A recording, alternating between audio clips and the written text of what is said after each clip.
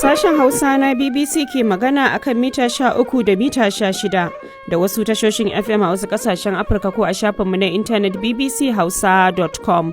Masu sauraro Badriya Tijjani Kalarawi ke muku sallama a cikin shirinmu na karfe 3 daidai agogon Najeriya da Nijar, wato bi daidai ke na agogon GMT da Ghana. A cikin shirin za ku ji kungiyar tarayyar Turai ta gargaɗi Isra'ila kan barazanar hana kungiyoyin agaji aiki a zirin Gaza saboda tsauraran dokoki. Masu zanga-zangar tsadar rayuwa a Iran sun kai hari ofishin gwamnati da kuma lalata gine-gine da jikkata 'yan sanda. A Najeriya kuwa wani bincike da masana suka yi ya ce nan da 'yan watanni kaɗan zai iya fayyace abubuwan da ke haddasa cutar koda a jihar Yobe.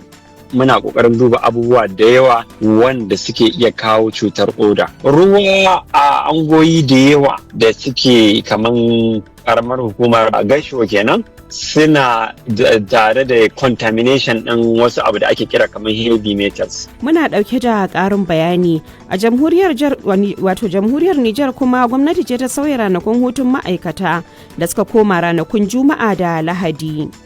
Ni ban san ba wani hanya suka bi da suka ta hutu a yi aiki a Litinin, a Talata, Laraba, Alkamis, bandari a saya, a Sibti a yi aiki kuma ran Lahadi kuma ake a saya. Kadai ni a duba a gani da yadda za a yi.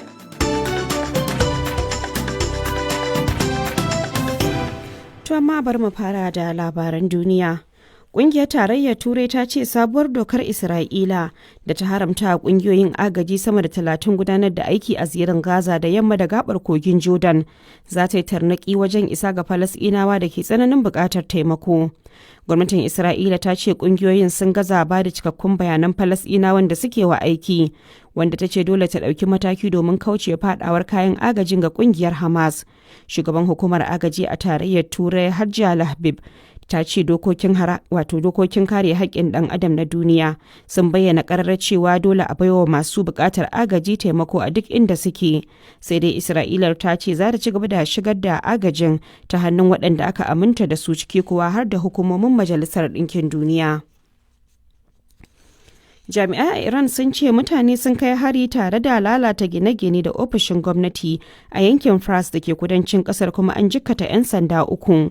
Kawo yanzu ba a san dalilin hakan ba, sai dai wannan na zuwa ne yayin da aka shiga kwanaki 4 da fara zanga-zanga kan tsadar rayuwa da karyewar darajar kuɗin kasar wato riyal. A jiya Talata ɗaliban jami'o'i sun shiga zanga-zangar wadda 'yan kasuwa da masu shaguna suka fara a ranar Asabar ɗin makon da ya wuce. Babban mai shigar da ƙara na ƙasar ya ce mutane na da 'yancin yin zanga-zangar lumana, to amma kuma babu halasci kan farwa dukiyar jama'a da lalata kadarorin gwamnati da kuma haddasa rashin tsaro, kuma gwamnatin za ta ɗauki mataki kan hakan. An yi wa sojin Cambodia 18 tarbar ban girma bayan sakin su da Thailand ta yi a wani bangare na yarjejeniyar tsagaita wuta tsakanin kasashen biyu kan rikicin iyaka. A watan Yuni ne da aka kama sojojin lokacin wani gwabza fada a iyakokin kasashen biyu. Sojojin na ta murmushi da ɗagawa dandazon mutane hannu da kuma ɗaga tutar ƙasar su lokacin da motocin da ke ɗauke da su suka iso babban birnin ƙasar Phnom. Wata mata da ke cikin dandazon mutane ta ce komawarsu gida tamkar murnar shiga sabuwar shekara ne. Cambodia da Thailand dai sun ɗauki lokaci suna faɗa da juna musamman farkon wannan watan, to amma kuma an cimma yarjejeniyar zaman lafiya tsakanin su a ƙarshen mako. To labaran na zuwa muku ne daga nan sashen Hausa na BBC. Gwamnatin sojin Sudan ta ce za a ci gaba da barin iyakar Adre da ke tsakanin kasar da Chad a buɗe har tsawon watanni 3 masu zuwa domin shigar da kayan agaji ga farar hula da ke tsananin buƙatar hakan. Shugaban hukumar agaji a Majalisar Ɗinkin Duniya Tom Fletcher ya yi maraba da matakin da zai taimaka wajen ceton rayukan al'umma. Yakin da Sudan ta fada na kokawar karbar iko tsakanin sojin gwamnatin janar Abdul Fattah al-Burhan da madugun 'yan tawayen RSF Muhammad Hamdan da Galo da ake kira da Hemeti ya janyo asarar rayukan dubban farar hula, wasu miliyoyi kuma sun rasa mahallansu, inda Majalisar Ɗinkin Duniya ta ce shine aikin jin kai mafi muni a duniya. 'Yan sanda a Uganda sun ce suna tsare da wata fitaccen mai rajin kare haƙƙin ɗan adam daidai lokacin da ake zargin gwamnati na ɗaukar tsauraran matakan karya lagon masu sukarta da 'yan adawa gabanin zaben watan gobe. Hukumomi dai sun ce za a gurfanar da Sara Birete gaban shari'a wadda lauya ce da ke jagorantar kungiyar masu sanya ido kan zaɓe, to amma kuma ba su bayyana kan wani laifi ake tuhumarta da shi ba. Shugaban hukumar kare haƙƙin ɗan adam na Majalisar Ɗinkin Duniya ya zargi hukumomin Uganda da gallazawa 'yan adawa da magoya bayan su.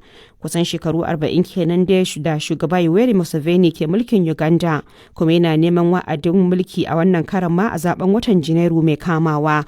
To ƙarshen labaran duniyar kenan.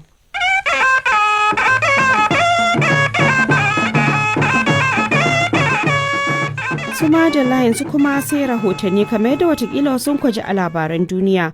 Ƙungiyar tarayyar Turai ta yi gargaɗin barazanar Isra'ila ta hana ƙungiyoyin agaji a zirin Gaza zai janyo naƙasu a ceton rayukan farar hula da ke buƙatar taimako. Sama da ƙungiyoyin agaji 30 na cikin barazanar dakatar da ayyukan su a Gaza sakamakon tsauraran dokokin yin rijista da Isra'ila ta bullo da su wanda za su fara aiki daga gobe 1 ga watan Janairun 2026. Ga rahoton Abdu Halilu.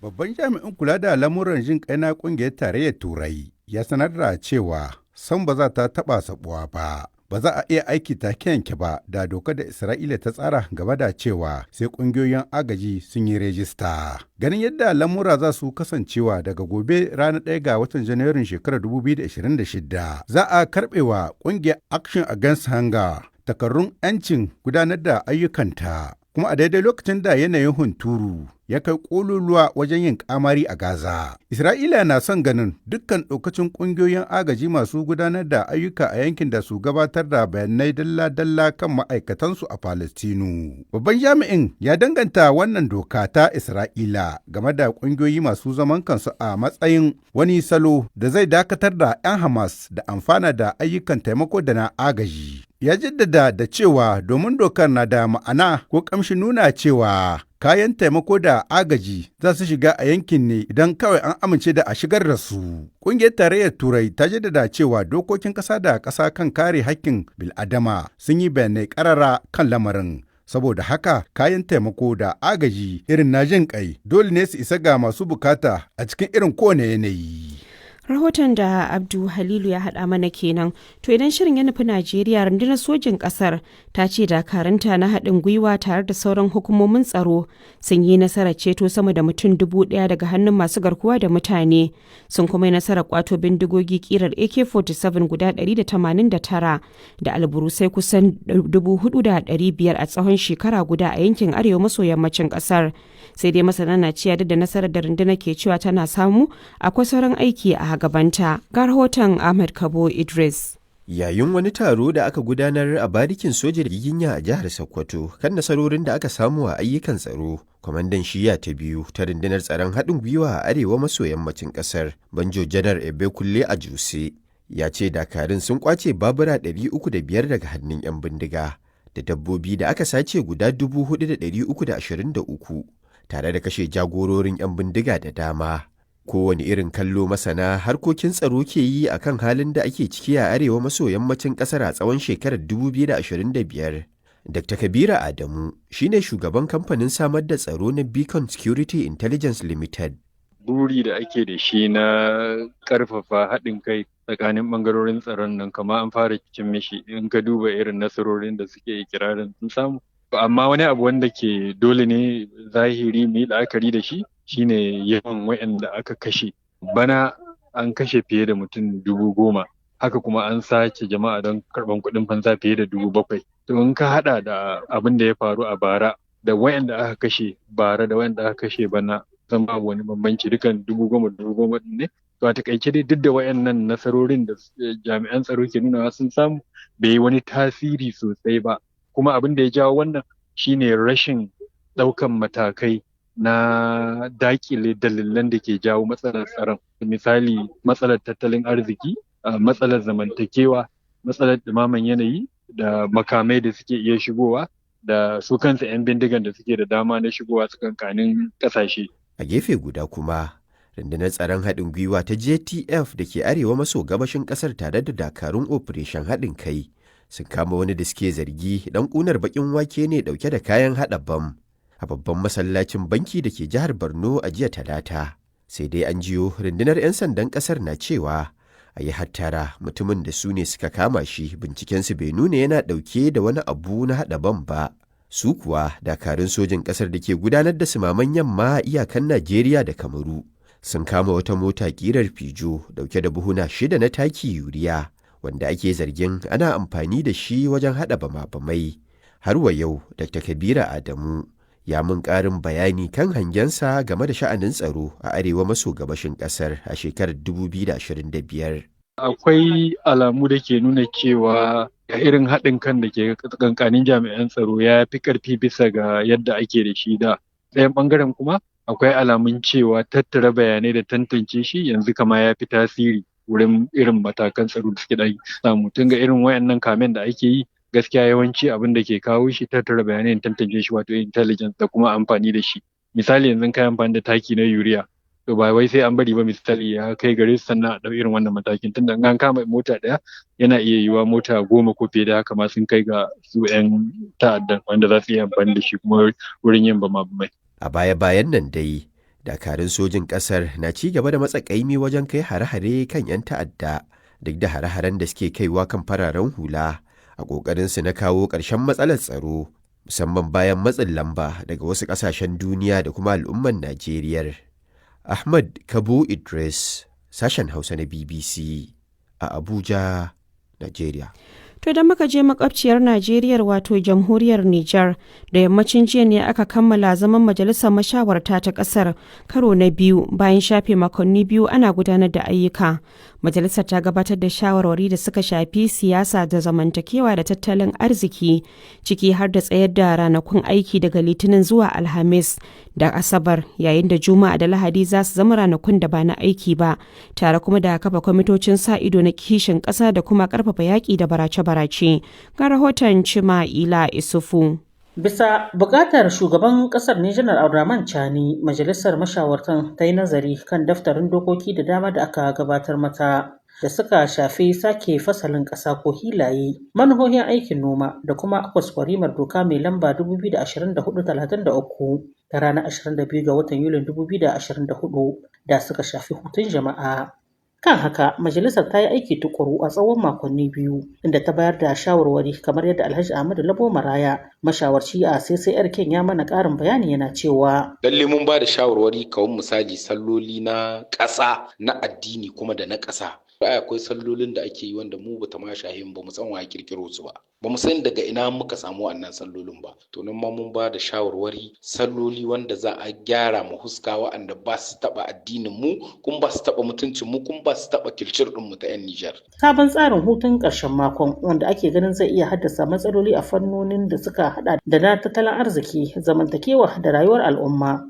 Za ta ba musulmi da kiristoci damar samun hutu a ranakun ibadarsu. Shawarar da wasu 'yan ƙasar suka yaba da ita suna cewa. Yanda dai duk za su yi mai kyau ne gare mu saboda wannan ya nuna cewa ba a so su bayan Allahn kiristoci a cutar da su don haka ba a so a cire lahadin. Sanda duka cikin abin da suka bada shawarar da suka bada ba su ce juma'a asabar ba. Sun dai gwammace ma lahadin ta shigo ciki kenan kowa dai zai samu rabon shi wannan shine ake ce ma adalci. Yana da kyau ai a ce an bada wannan rana tunda wancan da ake bada ai ana bada su dai na samdi dimansh amma ai ba su da wani fa'ida amma in aka hidda ranar juma'a gaskiya wannan lazari yayi kyau a ganin mu sun yi babban tunani kwarai kuma Allah ya saka musu da alheri. Sai da a cewar Muhammadu Garba Damana na kungiyar CCLD bunƙasa akwai buƙatar a yi dogon nazari kan wannan shawara. Ni ban san ba wani hanya suka bi da suka ta hutu amma abin da na sani duk abin da ake yi yana son sari.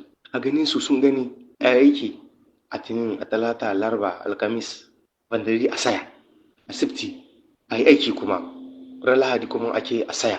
Kadai ni abun nan amma ni a gani na Allah ya sa mu dake harkan nan dai a duba a gani dai yanda za a yi tsari mai kyau tunda ka amince cikin duniya muke ba mu kadai ne ba ran muke hutu wani suna aiki ran muna aiki wani ko suna hutu. Game kuma da shawarar kafa wasu kwamitoci na kishin ƙasa da za su rika sa ido da sintiri bisa tafiyar al'amuran ƙasar da ake kira Brigade de Veille Patriotique. 'Yan ƙasar masu ra'ayi irin na Sarafiu Abba cewa suke. Harkar kwamiti nan Nijar muna da matsala.